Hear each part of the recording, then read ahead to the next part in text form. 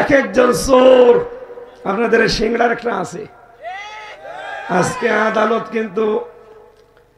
আদালত আজকে রায় দিয়েছে, ওনার যত স্থাবর যত সম্পদ আছে আপনাদের এলাকা মিলে সারা বাংলাদেশের বিভিন্ন জায়গায় সব রাষ্ট্রীয় কোষাগারে যেন জমা দেওয়া হয়। সুবহানাল্লাহ, ঠিকই বলিস। কারণ উনি যা করেছে সুবহানাল্লাহ বলারই দরকার। এখন দোয়া চাই। আমি সেদিন কোর্টে হাজিরা দিতে গিয়েছিলাম, দোয়া করেন। কিসের দোয়া আপনার? হ্যাঁ, এই সিংড়া মাহফিল ছিল আমার, ওই শয়তান আবার আসতে দেয়নি। দোয়া এমন দোয়া করবো জাহান্নামে চলে যাবে।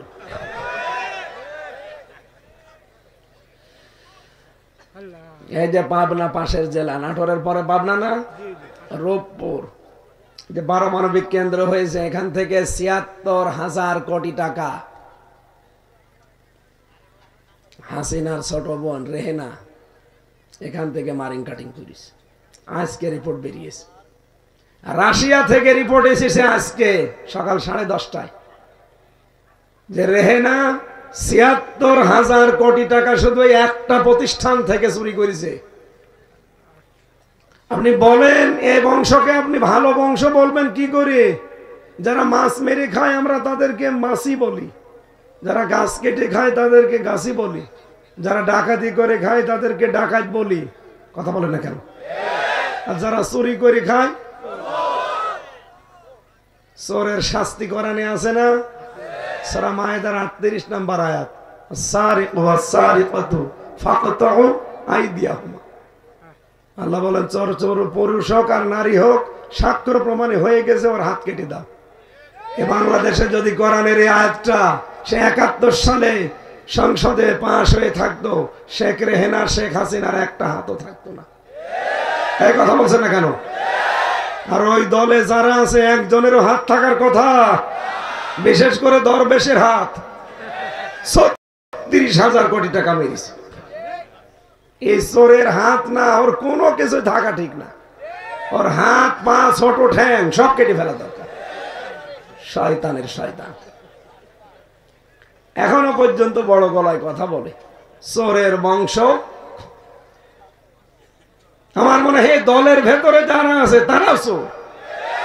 একটা মানুষ দেখান যে ওই দলে চোর নেই। কাওয়া কাকু, কয়েকদিন আগে আমি নোয়াখালী ছিলাম, ওর ভাইয়ের বাড়িতে মুরগির খামারের ভেতরে 7 বস্তা টাকা পেয়েছে। এত বড় চোর। ইসলামী ব্যাংক থেকে ওরা ৭৫,০০০ কোটি টাকা মারিং কাটিং করেছে। এত চোর হলে ৪২,০০০ কোটি টাকা প্রতি বছরে চুরি করে পাঠিয়েছে বাইরের দেশে। কয়েকদিন আগে আমি মালয়েশিয়া ছিলাম, ওই শয়তানরা যে দেখি ওই দেশে বানিয়েছে সাহেব পাড়া, কানাডায় বানিয়েছে বেগম পাড়া, আর এই জায়গায় বানিয়েছে সাহেব পাড়া। ওরা থাকে না ওখানে, ভয়তে থাকে সব হোটেলে। যেই হোটেলে থাকে আমি নিচে নামি, দেখি 2 শয়তান চা খাচ্ছে। কি গো হুজুর, আমরা আগেই পালিয়েছি। কেন? সাহেব পাড়ায় থাকবেন না? ওখানে থেকে মায়ের খাবো। এদেশেও বাংলার জনগণ আছে, পিটি আমাদের ভক্তা বানিয়ে ফেলবে। কি করলেন আপনি বলেন?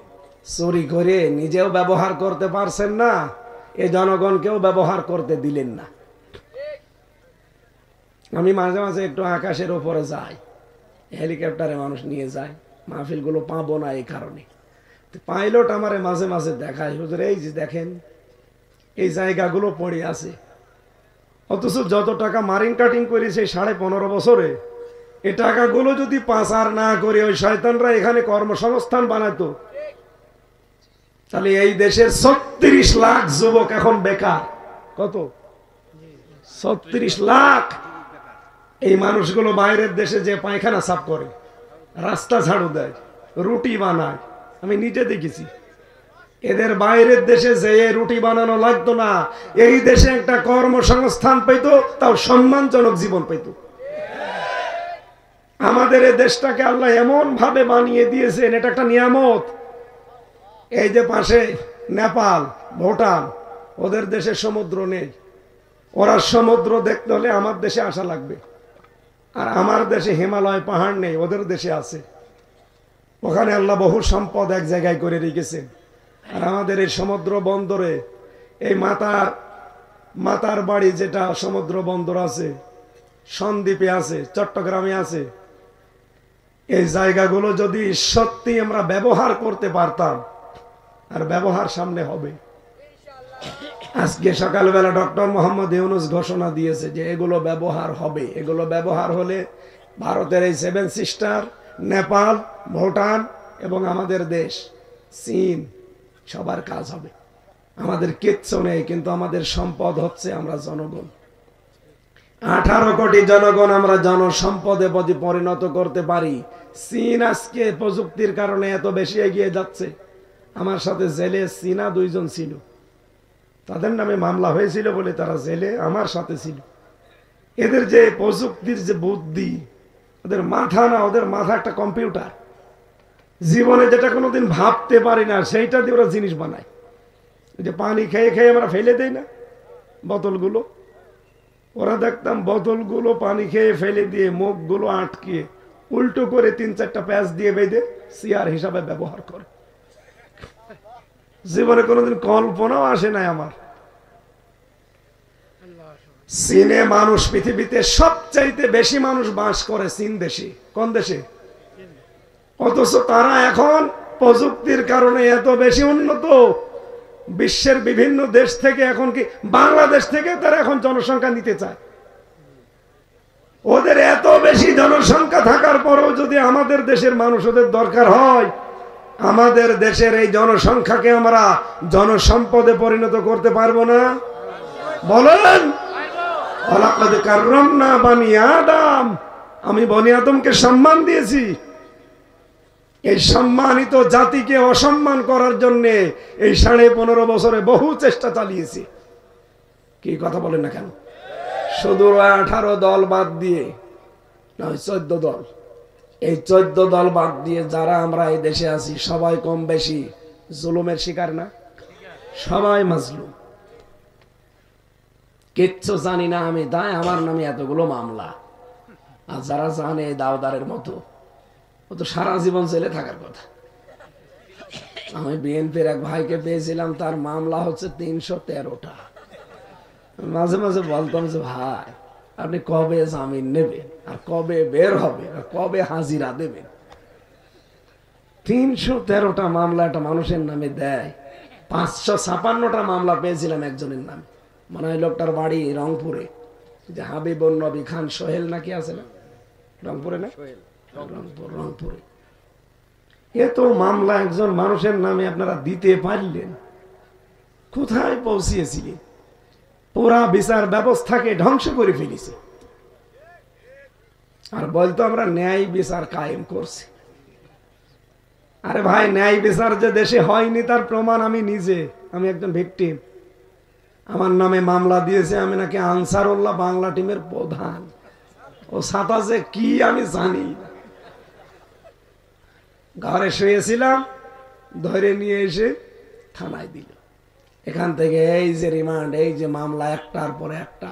আমার বাবার কাছে বলে যে টাকা দেন, নাইতে মামলা আরো দেব। ও তো গ্রাম্য মানুষ, ভয়তে টাকা দিয়ে দেয়। একবারে 8 লাখ 10 লাখ। আর আমি যে আকিস গ্রুপে ছিলাম, এদের কাছে নিয়েছে 32 লাখ। এত টাকা নিলেও শয়তানরা কথা ঠিক রাখে না, পরের দিন আবার মামলা দিয়েছে। আর মামলা দিলেই তো ওদের লাভ, কারণ যে যত বেশি মামলা দিতে পারে তার প্রমোশন নাকি তত বেড়ে যায়। আমার মামলার আয়ু এখন পালিয়ে বেড়াচ্ছে। সেদিন আমারে কল দিয়েছিল, বলছে হুজুর মাফ করে দিয়ে। বলছে মাফ করে দেবো, আগে টাকা ফেরত দেব। কি কথা বলে না কেন? মাফ করে দেব, টাকাগুলো ফেরত দেন। সুতরাং এই দেশে যারা জুলুম, অত্যাচার, নির্যাতন করে করে একেবারে দেশটাকে শেষ করে দিয়েছেন, আর চুরি করে দেশটাকে ফকলা বানিয়ে ফেলেছেন। এই দেশে এত বড় ঋণ এখন। আপনি না 14টা ব্রিফকেস নিয়ে পালিয়ে চলে গেলেন, ওর ভেতরে শুধু ছাই ছিল আর মাটি ছিল নাকি? আপনারা জানেন না, আমার দেশ পত্রিকা রিপোর্ট দিয়েছে হাসিনা যাবার সময় 14টা ব্রিফকেস নিয়ে গেছে, আর ওর সাথে কোনো কথা বলেনি। শুধু পাইলটকে বলেছে বাক্সগুলো উঠেছে, বলছে চলো। কাউকে যে বলে যাবে, বলতে পারতো না যে পলক চলে গেলাম, কিছুই বলে না। আমার নাম্বারটা জোগাড় করে বলতে পারতো না যে হামজা 3 বছর জেল খাটালাম, মাফ করে দিয়ে চলে গেলাম, কিছুই বলে না। চুরি করে পালিয়ে চলে গেল। যে কে একটু শান্তিতে আছে, এ দেশের বিরুদ্ধে এখনো পর্যন্ত ষড়যন্ত্র করে যাচ্ছে। এক কথা বলে না কেন? সবচাইতে গুরুত্বপূর্ণ এবং ভয়ঙ্কর ষড়যন্ত্র করেছে 2 দিন আগে। আপনারা জানেন ট্রাম্প ক্ষমতায় আসার পরে চলছিল, গত 2 দিন আগে ও পাঠিয়েছে মোদিকে ট্রাম্পের কাছে যেন মিথ্যা চিত্তা বলে বানিয়ে আমাদের দেশ সম্পর্কে কথা বলতে পারে যে দেশ জঙ্গিতে ভরে যাচ্ছে, আপনি তাড়াতাড়ি হাতে নেন অথবা আমারে দেন, আমি হাসিনারে আবার পাঠাই। এই কথা বলেছে। জানি না, হাসিনার কোনো বিষয় আমি শুনতে চাই না, কারণ ওরে আমি মানুষই মনে করি। মানুষ মনে করে না কেন? কারণ তার আগের দিন একটা রিপোর্ট বেরিয়েছে, ট্রাম্প জাতে মাতাল হলো, তাহলে ঠিক আছে। তাম দুনিয়ায় 257টা রাষ্ট্র, কয়টা? 257টা রাষ্ট্রের ভেতরে সবচাইতে নিকৃষ্ট মানুষের তালিকায় 1ম নম্বরে নাম এসেছে হাসিনা। এর মতো নিকৃষ্ট মানুষ এই দুনিয়ায় আর নেই। 2 নম্বরে নাম এসেছে বাশার আল আসাদের। আমাদের জন্য কলঙ্ক যে 1 নম্বরে আমরা পেলাম। যে বাড়ি ভাই বলছিলেন যে চোর নাকি ওনার নামও পড়ে যাচ্ছে, ওনার থানায় এসে চুরি হয়েছে। আমাদের দেশ হিসাবে আমরা এখন কলঙ্কিত। বিশ্বের মানুষ জানে যে নিকৃষ্ট মানুষ একজন বিশ্বের 257টা দেশের ভেতরে, সেটা কোন দেশে? এই বংশটা শুধু বাংলাদেশের বদনাম করছে। ওনার বোন রেহেনা, তার মেয়ে টিউলিপ বাইরের দেশের জন্য বদনাম। বাংলাদেশটাকে ডুবিয়ে ফেলার জন্য এই বংশটাই যথেষ্ট। এই জন্য বাংলার জনগণ দেখেন কি করেছে, গুড়িয়ে দিয়েছে একেবারে। ম্যাডাম খালেদা জিয়াকে আপনি এক কাপড়ে 40 বছর বসবাস করা বাড়ি থেকে বের করে দিয়েছেন। ম্যাডাম ওই দিন যে কান্না কেঁদেছিল, সামাম দুনিয়া ওনার কান্না দেখে কেঁদিস। এই কথা বলে না কেন? আমি শহীদ জিয়াকে ভালোবাসি, কারণ তার নামের আগে মানুষ এমনি উচ্চারণ করলে কি বলে? শহীদ বলে। এই শব্দটা কি খেলা করার জন্য? এত গুরুত্বপূর্ণ শব্দ আল্লাহ জাত তার নামে দেয় না। কই বঙ্গবন্ধুর নামে তো কেউ বলে না শহীদ বঙ্গবন্ধু, বলে? আমার মনে হয় আরো এই কথা বলে যে বঙ্গবন্ধুরে ওইভাবে মারা ঠিক হয়নি, ওরে কোপানোর দরকার ছিল। আমি এইটা শুনেছি একজনের কাছে যে হুজুর ওইভাবে ওরে মারা ঠিক হয়নি, ওরে টুকরো টুকরো করলে ভালো হইতো। কিন্তু শহীদ জিয়া, জিয়ার নাম শুনলেই মানুষ শহীদ বলে। ওনার নামে আমি মসজিদে নামিরা, আরাফাতের ময়দানের পাশে একটা মসজিদ আছে, সেখানে ওনার নাম ধরে কাবার ইমাম দোয়া করছিল। আমি ওই সময় হজে ছিলাম। বলেছিল শহীদ জিয়াউর রহমান। এর বাংলাটা বলছি, আরবিতে উনি দোয়া এটা করছিল। বাংলা অর্থ এই যে আরাফাতের ময়দানে লক্ষ লক্ষ নিম গাছ লাগিয়েছে এই লোকটা, হাজার হাজার মানুষ তার ছায়া পায়। আল্লাহ তুমি শহীদ জিয়াউর রহমানের মাথার উপরে তোমার আরাফাতের মতো কুদরতের ছায়া দিয়ে ঢেকে রাখো। এটাকে বাংলাদেশের মানুষ শুধু আমিন বলেছে ওই দিন? তামাম দুনিয়ার যত হাসি সব ওই দিন বলেছে আল্লাহুম্মা আমিন। এই জন্য শহীদ জিয়া নাম শুনলেই দোয়া চলে আসে। আপনাদের পাশের জেলায় বাড়ি বগুড়া। আল্লাহ রাব্বুল আলামিন তাকে শাহাদাতের মর্যাদা যেন দান করেন। তার একটা সন্তানও মারা গেছে, আরাফাত। আল্লাহ আরাফাত ভাইকেও কবরে যেন মাফ করে দেন। আর একজন যেহেতু পরবাসী হয়ে পড়ে আছে, জুলুম অত্যাচার নির্যাতনের শিকার হয়ে, আল্লাহ তাকেও যেন দেশে ফিরিয়ে আনার তৌফিক দেন। আমরা দেশটাকে আবার সাজাতে চাই। দেশটা শেষ হয়ে গেছে ভাই। আপনি এক পরিবার যদি এক প্রতিষ্ঠান থেকে ৭৬,০০০ কোটি টাকা চুরি করে, তে দেশটার কিছু আছে? কিচ্ছু নেই, সব শেষ করে দিস। এখন এই দেশে কেউ জন্ম নিলে তার মাথার উপরে ১,১০,০০০ টাকা ঋণ। এত বড় বিশাল বোঝা দিয়ে উনি ওখানে স্বামীর বাড়িতে আরামে আছে। আর এই স্বামী স্ত্রীর সম্পর্ক কিন্তু আমরা মানি না, কারণ দাদা হচ্ছে ফুল হাতা আর আমরা হাফ হাতা। দাদা ফুল হাতা না? এই কথা বলে না কেন? দাদা এখন যদি বিয়ে করতে চাই তাহলে মুসলমানি দেওয়া লাগবে। আর দাদার যে বয়স, এ বয়সে মুসলমানি দিতে গেলে আপনি হাজাম পাবেন কোথায়? কথা বলছেন না কেন? এ বয়সে মুসলমানি দিতে গেলে হাজাম লাগবে না? সে হাজাম কোথায় পাবেন? বুড়ো হাজাম লাগবে। আর ও বুড়ো মানুষ তো দেখে কাটতে পারবে না, ও পাকা মোতা দেখে কাটা যায়, চোখ বন্ধ করে কাটা লাগবে। শেষে দেখা যাচ্ছে আগা কাটতেছে, গোড়া কেটে ফেলিস। জীবনের মতো বিয়ে করার স্বাদ মিটে যাবে। মহিলা ওখানে বসে বসে ষড়যন্ত্র করে, উস্কানি দেয় আর পাঠিয়েছে ট্রাম্পের কাছে যে উনি বলবে এই দেশে জঙ্গি তৈরি হচ্ছে। বাংলাদেশে জঙ্গি নেই তার প্রমাণ এই 6 মাস 10 দিন। এই কথা বলেন না কেন? 6 মাস 10 দিনে একটাও জঙ্গি নাটক হয়েছে? নেই। কারণ জঙ্গির নাটক যিনি লিখবে তিনি পালিয়েছে, আর যাদেরকে দিয়ে নাটক সাজাবে তারাও পালিয়েছে। এই গোপালগঞ্জের মনিরুল ডিআইজি আর একটা আসাদুজ্জামান কাউন্টার টেররিজমের প্রধান ছিল। এই 2 শয়তান মিলে বাংলাদেশের ইসলামপন্থী মানুষদেরকে ধরে নিয়ে যেত গোপনে। 8-9 মাস 1 বছর গোপনে ওই মাটির নিচে রেখে দিত। হঠাৎ 1 বছর পরে তুলে বলতো এই যে জঙ্গি ধরা পড়িছে, অথচ কিচ্ছু না এগুলো। আমারেও তো আটক করেছিল, আমারে রেখে দিয়েছিল মাটির নিচে 10 দিন। আমারে যদি আরেকটু হতো গায়েব করে দিত, দিয়ে 1 বছর 2 বছর পরে হয় মেরে ফেলতো, নাই বের করে বলতো এই দেখেন বিশাল জঙ্গি।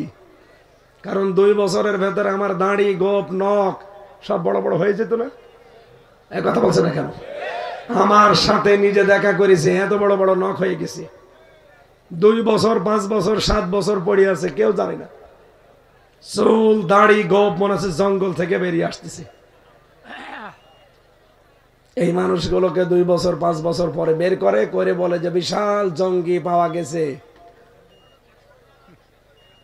এইটা বলার জন্য গিয়েছিল, মিথ্যা কথা। কিন্তু ট্রাম্প পুরাটা নাকচ করে দিয়েছে। কারণ ওই দিনই ডক্টর মোহাম্মদ ইউনূস আয়না ঘর আন্তর্জাতিক মিডিয়াগুলো নিয়ে সব দেখতে গেছি। আর জাতিসংঘ ওই দিন রিপোর্ট দিয়েছে বাংলাদেশ সম্পর্কে। ট্রাম্প কথা বলবে কি করে? ওর তো একেবারে বাড়া ভাতে লবণ দিয়েছে, খা। এখন ওদের গলার কাঁটা হয়েছে আমাদের এই কন্যা। পৃথিবীর নিকৃষ্ট মানুষের তালিকায় তো এমনি নাম আসে নাই, আল্লাহ নাম দিয়ে দিয়েছে। কেন দিয়েছে? সূরা শূরা দেখবেন, সূরা শূরা 25 নম্বর পারার 6 নম্বর পৃষ্ঠা, এটা 13 নম্বর লাইনের 42 নম্বর আয়াতে আছে।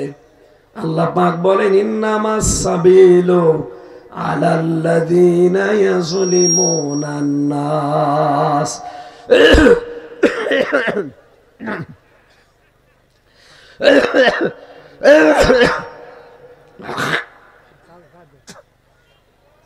হবে না, গলার উপরে এখন রেল গাড়ি যাওয়ার দরকার, তাছাড়া ভালো হবে না।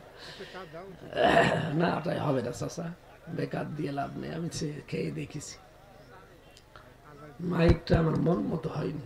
মাইকে আওয়াজ টোকা দিলে বাঁচবে, আর কে ছাড়া মাইক দিয়েছে। বাড়ি ভাইয়ের মাহফিল আর নেওয়া যাবে না। এনার যাই হোক আর কিছু ঠিক আছে, কিন্তু মাইকটা আমি এক জায়গায় 3টা মাহফিল করলাম, একটা মাইক ভালো পাইনি। আমার গলাটা আরো নষ্ট হয়ে যাচ্ছে এই কারণে। এই জন্য আপনি আর মাহফিল আমার নেওয়ার দরকার নেই। আমি এক জেলায় 1টা 2টা করে আসবো, একেবারে যারা ভিআইপি এদের এই যেখানে সেখানে যে বাদাম বেচা মাইক নেয়, নিয়ে আমার কণ্ঠ, বুক সব ব্যথা করে ফেলে। মাহফিলের আয়োজন তো দেখে ভালো লাগছে, কিন্তু মাইক কে নিয়েছেন আপনারা? খেজুরতলা বাজারের মাইক। কেন জেলা শহরে মাইক পাওয়া যায় না? যাদের পাওয়ার আছে রওশনের সাথে মতো মাইক নিয়েছে। সম্মানিত ভাইরা, না আমি হচ্ছে না ভাই, আওয়াজ থাকলে আরো বাড়ান, নাই তো আমি শেষ করে দিচ্ছি। বললাম রিভাব দেন, আছে রিভাব আছে, রিভাব দেন। হ্যাঁ ছেলে, পেশাব পায়খানার বিড়ি খাওয়া ছাড়া কেউ যেতে পারবেন না। না, বিড়ি যদি কেউ খেতে চায়, খেয়ে আবার যেন চলে আসে। চলে আসবেন তো? চলে আসবেন। আমাদের এই রাজশাহী, রংপুর এরপরে বরিশাল, খুলনা এইসব বিভাগে একটু সমস্যা বিড়ি নিয়ে। চট্টগ্রাম, সিলেটে কিন্তু এত ঝামেলা নেই, ওখানে ইমাম সাহেবও বিড়ি খায়। এই কারণে বললাম যে বিড়ি খাওয়ার নেশা যদি খুব বেশি হয় খেয়ে আবার চলে আসবে। হাসিনার কথা আমি এই জন্য বলছি, আমি নিজে ভিকটিম তো, কারণ আমার উপরে বাস গাড়ি গেছে, এই জন্য মুখ দিয়ে বের হচ্ছে। এই এখানে আওয়াজ করবেন না। আল্লাহ রাব্বুল আলামিন বলেন, আমি নিজে মামলা দায়ের করব তাদের বিরুদ্ধে যারা মানুষ হয়ে মানুষের উপরে জুলুম করে। তারা 15.5 বছরে যারা ছিল তারা যে জালেম, ওয়াজ করা লাগবে। বলেন, এরা জালেম ছিল এবং এদের সমর্থক যারা তারাও ছিল জালেম। এই জন্য এরা কিন্তু হামজার মামলার আসামি না, এরা সরাসরি আল্লাহর মামলার আসামি। আল্লাহ রাব্বুল আলামিন এদেরকে মাফ করবেন না, কারণ তিনি নিজেই মামলার বাদী। মামলার বাদী যত বড় হয়, এই মামলার বাদী যত বড় হয় দেখবেন মামলাটা তত জটিল হয়, কঠিন হয়।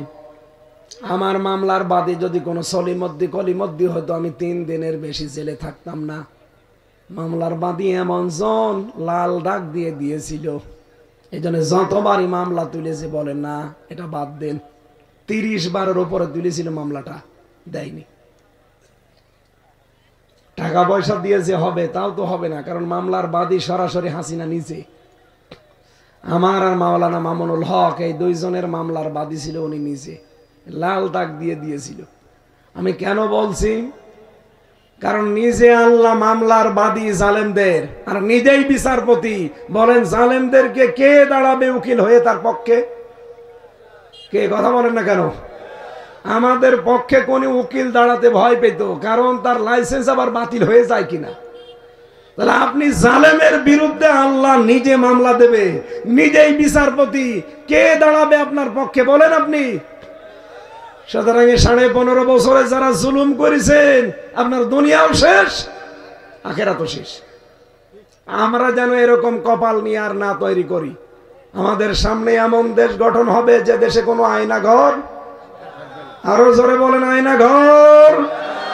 এটা যে কত বড় মানবতা, মানবতার সাথে কৌতুক। আমি 10 দিনেই হাফ পাগল হয়ে গিয়েছিলাম, অথচ ওখানে ব্যারিস্টার আরমান 8 বছর কাটিয়েছে। এদিকে 3.5 হাত, এদিকে 1.5 হাত, সামনে পায়খানা দেওয়া, এতটুকু জায়গা। পায়খানার কোনো দরজা জ্বালানা, কোনো দেওয়াল, কিচ্ছু দেওয়া নেই। আপনি বসবেন, সব দেখা যাবে।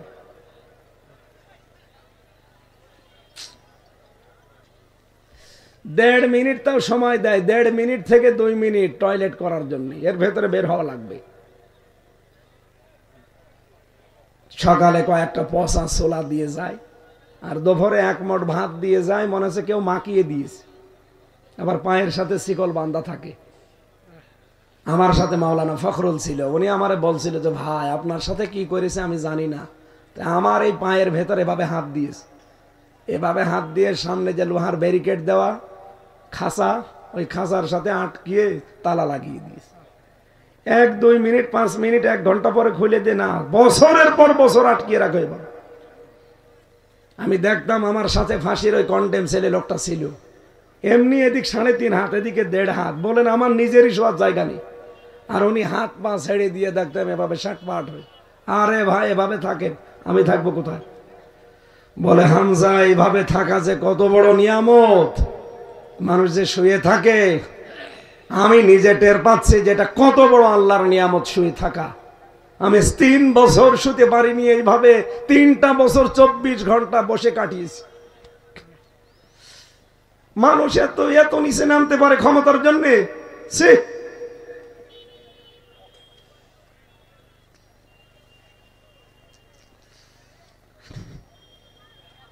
আমার আগে যারা নিয়ে গেল তার নখগুলো যখন তুলে নিয়ে আসলো, এরপরে নিয়ে গেল আমারে। আমি তো চিন্তা করেছিলাম আমার নখ মনে হয় একটাও থাকবে না। ওরে নিয়ে যখন নখগুলো মেশিং টিপ দিয়ে সব তুলে ফেলেছে একবারে, এরপরে ওই লোকটার ওই নখের ওপরে লবণ ছিটিয়ে দিয়েছে। সে কি কন্দন করা, সে মানে জান প্রাণ ছেড়ে দিয়ে কান্নাকাটি। আপনি সে একটু কোনো জায়গায় কেটে গেলে লবণ দিয়ে দেখেন কেমন চলে। এরপরে আমি মনে করলাম যে আমার এবার শুরু হবে, কারণ ওখানে তো কেউ নেই, মাটির নিচে। আল্লাহর ইশারা যাই হোক আমাকে ঘোরায়নি, আমাকে দেখিয়েছে। আর ওই মেশিন দেখিয়েছে যে এটা দিয়ে আমরা নখ তুলি। আমারে বলেছিল যা যা বলতে বলি, এটা যদি আদালতে যে না বলেন তাহলে আপনার বউ তুলে নিয়ে আসবো। ওদের তো চরিত্র নেই, ওরা তুলে নিয়ে আসতো। কারণ দায়িত্বে যে কয়টা ছিল অফিসার, সঞ্জয় দত্ত, দেবদুলাল, সুব্রত বালা, আশিক কুমার, এদের সব আল্লাহর ওলির নাম বলছি না। এদের কাছে কোনো আলেম জালেম আছে? এরপরে সিসি ক্যামেরা দিয়ে রাখতো 24 ঘন্টা, আমি যেন কারোর সাথে কথা না বলি। এইরকম কঠিন পরিস্থিতি তৈরি করে কি করলেন আপনি? কিছুই করতে পারেননি। নিজে এখন নিজের বাপ দাদার দেশে থাকতে পারলেন না। এই জন্য যে যা করেছিলেন অতটুকু শোধ আল্লাহ দুনিয়ায় তার উপরে তুলবে। এই জন্য আমরা এমন কোন কাজ যেন সামনে না করি 5 বছর পরে আমার বাড়ি আবার আযাবুল বুলডোজার নাজিল হয়। কয়দিন আগে কি নাজিল হয়েছিল? আযাবুল বুলডোজার। এটা সামনে যেন আর নাজিল না হয়, এমন কাজ আমরা আঞ্জাম দেব ইনশাআল্লাহ। আমরা তেলাওয়াত করেছিলাম সূরা আরাফ। আরাফ মানে কি? পরিচিত হওয়া। আরাফ মানে কি? বাংলাদেশে আমাদের নাটোর জেলায় আছে কিনা জানি না, যারা বলে আমরা মারেফত, এটা মারেফত না, এটা মাইরের পথ। কোরআনে কারিমে আল্লাহ মারেফত বলে কিছু দেয়নি। নামাজ এটা শরীয়ত, নামাজের সাথে পরিচিত হওয়া এটা মারেফত। এই কথা বলেন না কেন? যাকাত এটা শরীয়তের বিধান, এর সাথে পরিচিত হয়ে আদায় করার নাম হচ্ছে মারেফত। আদম আর হাওয়া যেই ময়দানে পরিচিত হয়েছিলেন ওই ময়দানের নাম কি? আরাফাতের ময়দান। সুতরাং আরাফা ইয়ারিফু মারেফা বা উরফুন থেকে শব্দটা এসেছে। আমরা আরাফা এই মারেফত এই সমস্ত শব্দ নিয়ে যেন ধোকায় না পড়ে যায়। যেহেতু পাশে এই যে কুষ্টিয়া, এখানে তো মারেফতের খনি, লালনের মাজারে।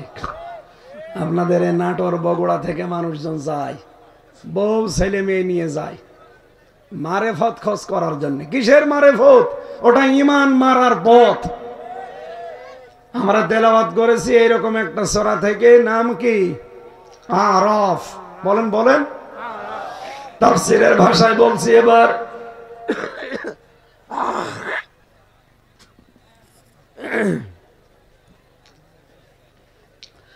কিয়ামতের ময়দানে রব্বুল আলামিন আরাফ নামে একটা প্রাচীর বানাবেন। এর উপরে কিছু মানুষকে আল্লাহ দাঁড় করিয়ে দেবেন। এরা জান্নাতেও যাবে না, জাহান্নামেও যাবে না। সাহাবী প্রশ্ন করলেন, হে নবী, এরা জাহান্নামে যাবে না, এরা জান্নাতেও যাবে না, কতদিন এখানে থাকবে আর কেন জান্নাতে যাবে না? বিশ্বনবী বলেন, এরা জান্নাতে যাবে না এই কারণে এদের সব ঠিক ছিল, কিন্তু মা বাবার সাথে আচরণ ভালো ছিল না। বাংলাদেশে নেই? অনেক ভালো মনে হয় দেখতে, কিন্তু মা বাবার সাথে কথা বলে না।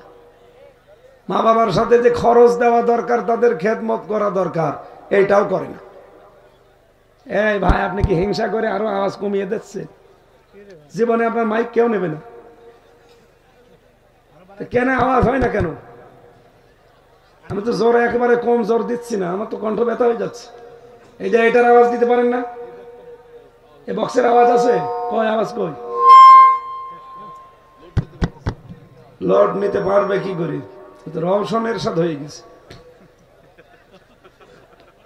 রওশনের সাথে যে অবস্থা, এ কি কিছু হবে? সেরকম মাইক দিয়েছেন আপনারা, এই সিংড়ায় আমি আর আসবো না। কণ্ঠটাও সাপোর্ট দিচ্ছে না, মাইকেও সাপোর্ট দিচ্ছে না। কথাগুলো যা আমি নিয়ে এসেছিলাম আজকের আয়াতে, অনেক তথ্য আছে, গুরুত্বপূর্ণ বিষয়গুলো আল্লাহ সাজিয়ে দিয়েছে, কিন্তু আমাদের আসলে অনুকূলে নেই। শরীর, স্বাস্থ্য, কণ্ঠ, মাইক সব আমাদের আয়ত্তের বাইরে।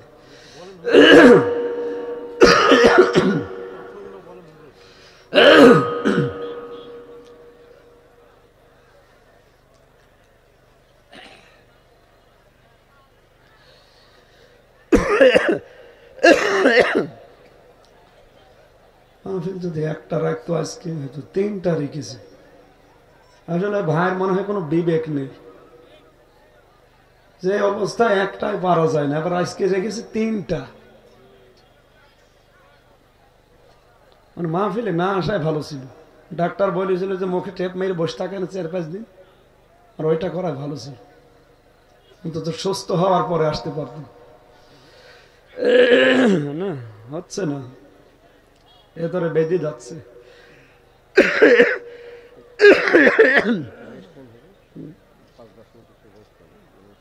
লাল চা দেন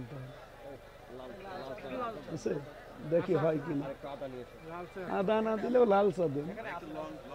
কণ্ঠে সাপোর্ট দিচ্ছে না, এত জোর করে কথা বললে আমার মনে হয় আরো ক্ষতি হয়। আরে লমক আমার পকেটে আছে, ছাতা দিয়ে কিছু হচ্ছে না। একটু চা যদি থাকে গরম, চিনি দিয়েন না, দেন। আমার আবার ডায়াবেটিস হয়ে গেছে, জেলখানায় ছিল।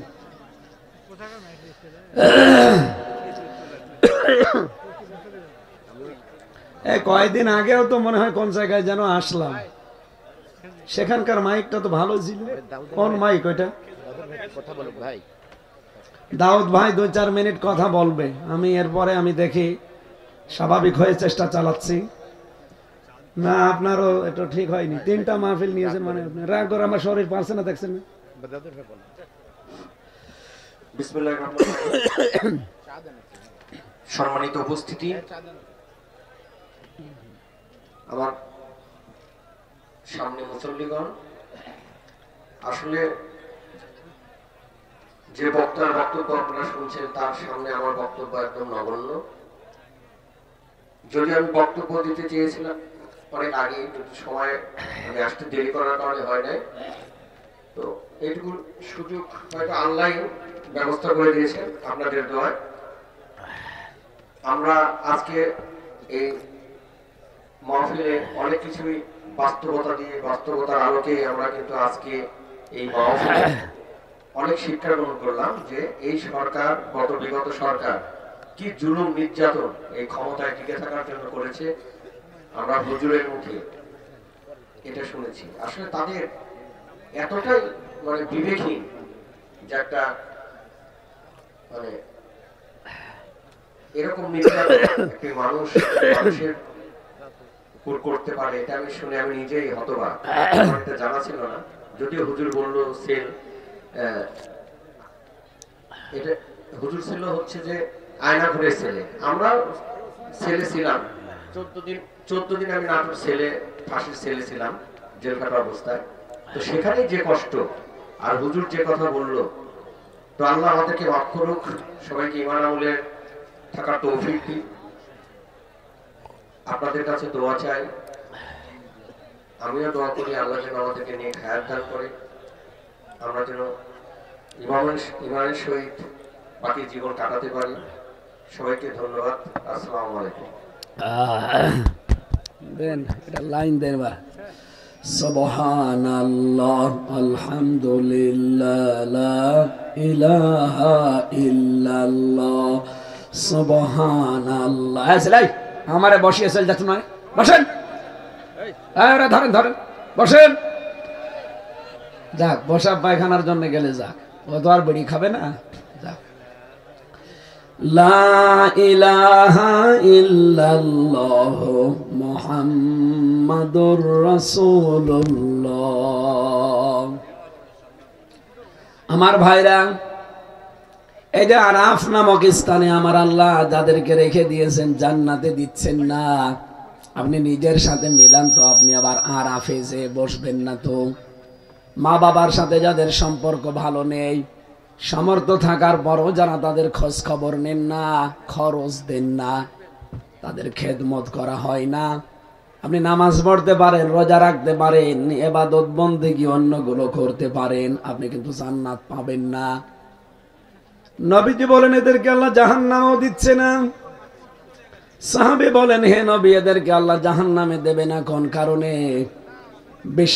কি গো, এই আওয়াজ করা যাবে না ভাই, এমনি দেখছে না, কথা বলতে পারছি না, এদিকে তাকান। যার খুব বেশি ঝামেলা চলে যাক, কিন্তু কথা বলা যাবে না, নিস্তব্ধ হয়ে যাবে একদম। যতটুকুই বলছি শুনে যান। এই লোকটা জাহান্নামে যাচ্ছে না, জান্নাতেও যাচ্ছে না। জাহান্নামে যায় না কেন? কারণ এই লোকটা সারা জীবন আর যাই করুক ইসলাম কায়েমের জন্য আন্দোলন করেছে। এই জন্য দিন কায়েমের আন্দোলনে যারা থাকবে, আল্লাহ আর যাই করুক তাদেরকে জাহান্নামে দেবে না। এই কথা বোঝেন আমার? সূরা সফের 10-11 নম্বর আয়াতে আছে, যারা দিন কায়েমের জন্য চেষ্টা চালাবে, দিন যদি কায়েম নাও হয় আল্লাহ তাকে জাহান্নামে দেবে না। আর মা বাবার সাথে আচরণ খারাপ, এ কারণে আল্লাহ তাদের জান্নাতেও দিচ্ছে না। নবীজি কিন্তু হাদিসের শেষে এটা বলেননি যে রে আল্লাহ দেবে কোথায়। বলেন তো, এরকম জীবন যদি আমাদের হয়, এই জায়গায় যদি আমরা প্রাচীরে দাঁড়িয়ে থাকি, আমাদের কপাল কি এবার বলেন? এরকম কারো যেন কপাল পোড়া না হয়। আমরা এখান থেকে শিক্ষা নিয়ে মা বাবার সাথে আচরণ যতটুকু সম্ভব, যদিও অনেক পরিবারে আজ সম্ভব হচ্ছে না বোর কারণে। এক কথা বললেন না? হাজারো পরিবারে শুধু বোর কারণে সন্তান পারে না তার মা বাবার হক আদায় করতে। আমি নিজে একজন স্বামী, এখানে যত স্বামী বসে আছে প্রত্যেকটা স্বামী আমরা চাই আমার বিয়ের পরে মা বাবা আমাদের সাথে থাকবে, কিন্তু 100 জনের 80 জন বউ এটা চাই না। এক কথা বলেন না কেন? খালি বলে দে আলাদা হয়ে যান, ও বুড়ো বুড়িকে বাদ দিয়ে দেন, বড় ছেলের কাছে দিয়ে দেন, অথবা বাইরে তাড়িয়ে দেন, বৃদ্ধাশ্রমে দিয়ে আসেন, এগুলো বলে না? কার বউ এরকম মন ছোট বলে? হাত তোলেন তো। এই এলাকায় এখনো শুরু হয়নি। এই বিলের ভেতরে এরকম বউ আর কোথা থেকে পাবে?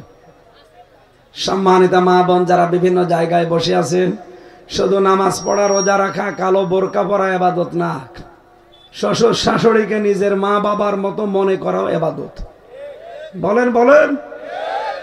নবীজি বলেন, কোন স্ত্রী যদি চায় যে আমার স্বামীর হায়াত আরো বেড়ে যাক, আমার স্বামী আরো বেশি দিন বেঁচে থাকুক, তার সম্পদ, তার প্রভাব প্রতিপত্তি, তার মান সম্মান আরো বেড়ে যাক, সেই স্ত্রী যেন তার স্বামীকে বারবার বলে, স্বামী তুমি যাই করো রক্তের সম্পর্কগুলো ঠিক রাখো।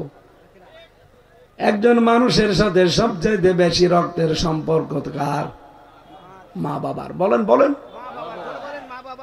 মা বাবার সাথে যেহেতু সম্পর্ক আমাদের সবচাইতে বেশি, তাহলে বউ তো আমাদেরকে এ উদ্বুদ্ধ করা দরকার যে স্বামী যা করো মা বাবা যেন ভুলে যেও না।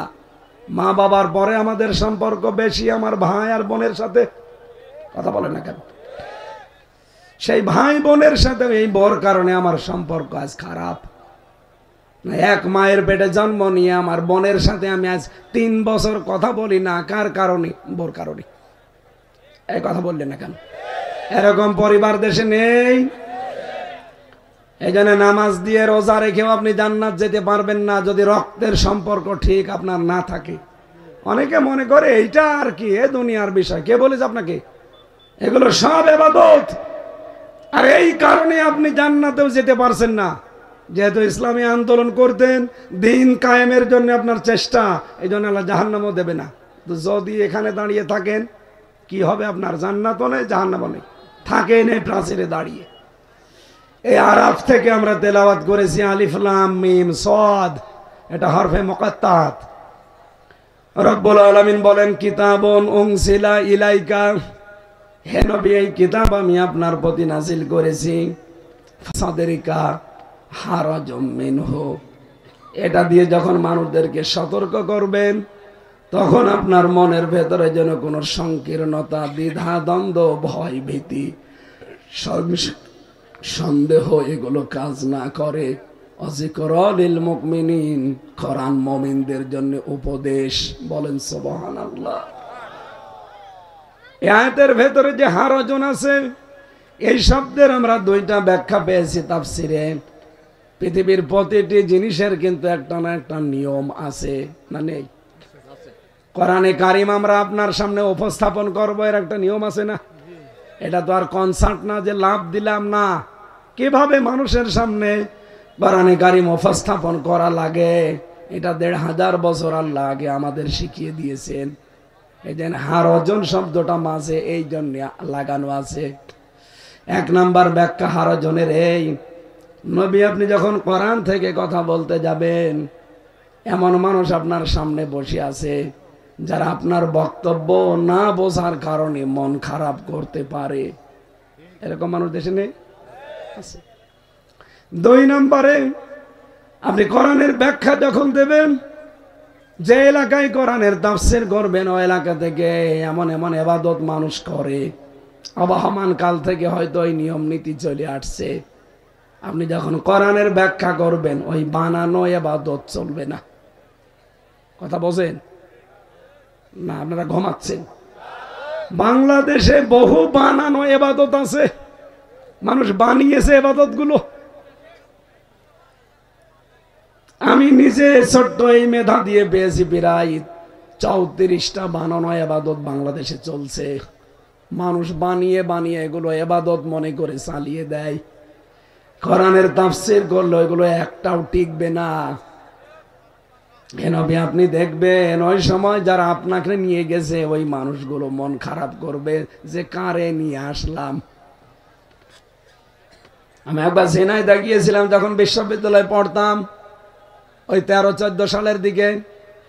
এক দরবারে নিয়ে গেছে আমারে, আমি জানতাম না ওটা পীরের দরবার।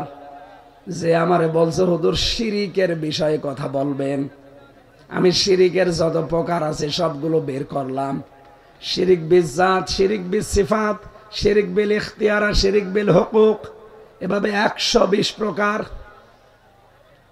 ও আল্লাহ, যে দেখি ওই জায়গায় পীর সাহেবকে মহিলারা সেজদা দিচ্ছে। মেজাজ গেল খারাপ হয়ে, উঠেই শুরু করলাম ওই আয়াত দিয়ে, ইন্নাল্লাহা লা ইয়াগফিরু আন ইউশরাকা বিহি ওয়া ইয়াগফিরু মা দুনা যালিকা লিমান ইয়াশা। আল্লাহ সব গুনাহ মাফ করবে, কিন্তু শিরিকের গুনাহ। বলেন বলেন। 15 মিনিটও হয়নি পীর সাহেব ওখান থেকে চিল্লাচ্ছে, তাড়াতাড়ি ওরে নামা, আমার দরবার গেল। আমি তো তাফসীর করছিলাম কোরআন দিয়ে, আপনার দরবার তো টিকবে না, কারণ এখানে শিরিক চলছে। কারণ সেজদা আল্লাহ বাদে কাউকে দেওয়া জায়েজ। আরো জোরে বলেন। এই জন্য কোরআনের তাফসীর করতে গেলে এমন এমন নিয়ম নীতি ওই দেশে চালু করা আছে যেগুলো কোরআনের সামনে টিকবে না। তখন ওই মানুষগুলো আপনার প্রতি মন খারাপ করবে, আপনার প্রতি রাগ করবে, আপনার হাদিয়া তওফা নরনিয়াজ বন্ধ হয়ে যাবে। হে নবী, আপনি কোনো দিকে তাকাবেন না, কোরআনের সঠিক কথাগুলো স্পষ্ট ভাষায় তুলে ধরবেন। অযিকরা লিল মুমিনিন, কোরআন মুমিনদের জন্য উপদেশ। আমরা কি মুমিন না? আরো জোরে বলেন। রব্বুল আলামিনের পরের আয়াতে জানিয়েছেন, ইত্তাবিউ, তোমরা সবাই মিলে অনুসরণ করো, মা উনজিলা ইলাইকুম মির রাব্বিকুম, তোমাদের রবের পক্ষ থেকে যেটা তোমাদের উপরে নাজিল করা হয়েছে। ওয়ালা তাত্তাবিউ মিন দুনিহি আউলিয়া, কোন আল্লাহ ছাড়া কাউকে অভিভাবক হিসাবে গ্রহণ করার দরকার নেই। কলিলাম মা তাযাক্কারুন, আফসোস কোরআনের এই মূল বক্তব্য শোনার পরে অল্প কিছু মানুষ মেনে নেবে, অধিকাংশ মানুষগুলো দেখবেন মুখ ফিরিয়ে চলে যাবে। সুতরাং আজকে থেকে সিদ্ধান্ত নেওয়া লাগবে, শুধু আমির হামজার না, ইত্তাবিউ বহু বচন, তোমরা সবাই মিলে অনুসরণ করো। এ নির্দেশ কার? এখান থেকে আজকে সিদ্ধান্ত নিতে পারবেন না যে দল মতের বাইরে আগে দেখবো যে কোরআন আছে কিনা। আমরা অনুসরণ করতে চাই সবাই মিলে। কিসের? আরো জোরে বলেন। এই জন্য আগামীর বাংলাদেশ হবে কোরআনের বাংলাদেশ। এক কথা বলে না কেন? 56,000 বর্গ মাইল যদি এইটা দিয়ে চলে, মিনি জান্নাত হয়ে যাবে। আপনি টের পাচ্ছেন না? তাই কোরআন দিয়ে চললে যে জান্নাত হয়, যে সমস্ত দেশে আংশিক কোরআনের নিয়ম চলে, আপনি তাকান। পৃথিবীতে এখন পূর্ণাঙ্গ কোনো জায়গায় নেই। আফগানিস্তানে আছে আংশিক, আপনি তাই যে দেখেন কি শান্তি সেখানে এখন। যদিও বিশ্বের অনেকে এখনো সাপোর্ট করে নাই, আমাদের এই দেশটাও যদি 500 আয়াত আছে কোরআনের, শরীয়তের বিধান। এটা যদি আমরা ব্যক্তি, পরিবার, সমাজ আর রাষ্ট্রে কায়েম করে দিতে পারতাম, এদেশে চুরি হতো না, ডাকাতি হতো না, জেনা হতো না, ছিনতাই হতো না। এই নাটোর থেকে এখন কুষ্টিয়া পর্যন্ত যেতে আমার মনের ভেতরে সব সময় চিন্তা, কখন না জানি ডাকাতি ধরে। সেদিন একবারে নাটোর জেলার শেষ, পাবনা শুরু, ওই জায়গায় দেখলাম ডাকাতি হচ্ছে। আর 10 মিনিট আগে গেলে আমি পড়ে গিয়েছিলাম। এই চিন্তা তখন আর থাকবে না যদি এটা কায়েম হয়ে যায়। আর আমরা এইটাই দেখতে চাচ্ছি সামনে। এই কথা বলেন না কেন? এটা যদি আপনার কাছে রাজনীতি মনে হয়, হ্যাঁ এইটাই রাজনীতি। কি কথা বলেন? এটা যদি আপনার কাছে ধর্ম ব্যবসা মনে হয়, এইটাই ধর্ম ব্যবসা। কারণ আমরা চাই এটা সংসদে যাক। 54 বছর তো দেখেছি মানুষের তৈরি করা আইন দিয়ে চললে কেমন লাগে, কিছুই হয়নি। চোর যায় ডাকাত হয়, ডাকাত যায় খুনি হয়, এমনকি গাঁজাখোর যায় গাঁজার গাছ লাগায়। আমার নিচতলায় যে ছিল এক গাঁজাখোর, ও নিজে যেয়ে ওর ভেতরে গাঁজার গাছ লাগিয়েছে। জেলারে বলছে, এই বেটা তুই গাঁজার গাছ লাগালি কি করে? বলছে, স্যার আমি ওই যে মামলার হাজিরা দিতে গিয়েছিলাম, আমার তো বন্ধু বান্ধব আছে বাইরে, ওরা গাঁজার বীজ দিয়েছিল, ওইটা আমি মুখের ভেতরে টোপলা করে নিয়ে এসেছিলাম, ম্যাশিংয়ে ধরা পড়েনি। এসে এই যে গাছের টোপলা লাগিয়েছি, গাঁজা গাছ আজ 2 মাসে দেখেন কত বড় হয়েছে। জেলার তো হিন্দু, তো বলছে, শয়তান তুই গাঁজা খাওয়ার কারণে পুলিশে ধরে তোরে জেলে দিল, আমি তোরে রাখলাম জেলের এই সেলের ভেতরে, তুই এখানেও গাঁজার গাছ লাগিয়েছিস, তোরে তো এখন স্বর্গে দেওয়া লাগবে। ও তো আর জান্নাত বিশ্বাস করে না, বলছে স্বর্গে দেওয়া লাগবে। সম্মানিত ভাইরা, ডক্টর কামালের তৈরি করা এই সংবিধান আজ 54 বছরে 17 বার কাটাকাটি হয়েছে, কিছুই হয়নি। এইটাও সংবিধান। এর ভেতর একটা সূরা আছে, সূরা ফুরকান। ফুরকান মানে সংবিধান। এর ভেতরে 77টা আয়াত আছে, 73টা ধারা আছে। এই ধারাগুলো দিয়ে বাংলাদেশে সংবিধান বানিয়ে চালান, 41 সাল লাগবে না, 41 ঘন্টায় বাংলাদেশ জান্নাত হয়ে যাবে। এই ক্ষমতা কোরআনের নেই? এই বলেন, এটা শুধু তাবিজ কবজ করার জন্য না, এটা রাষ্ট্র চালানোর জন্য আল্লাহ দিয়েছে। আর আমরা এটা ঝাড় ফোঁক হিসাবে খালি ব্যবহার করি। কারো ছেলে মেয়ে হয় না, বলে হুজুর একটু আপেল পড়িয়ে দেন। সেই দিন এসেছিল একজন আমার কাছে, বলছে হুজুর এই আপেলটা পড়িয়ে দেন, আমার খালি বারবার মেয়ে হয়। আমি এখন সূরা ফাতিহা পড়লাম, আমারে বলছে হুজুর এমন ভাবে আপেল পড়বেন যেন ছেলে হয়। মনে আছে আমি ডাউনলোড করে দেবো ছেলে। সম্মানিত মা বোনেরা, অনেক মহিলা এরকম আছে, মনে করে বাবার কাছে গেলে, বিভিন্ন তাবিজ কবজ নিলে, ঝাড় ফোঁক নিলে মনে হয় এগুলো হয় না। সন্তান দেওয়ার মালিক কে? সুতরাং এই বিশ্বাস আল্লাহর উপরে করা লাগবে, নয়তো আপনি শিরিক করছেন। এই জমিন বানিয়েছে কে? এখানে আইন চলবে কার?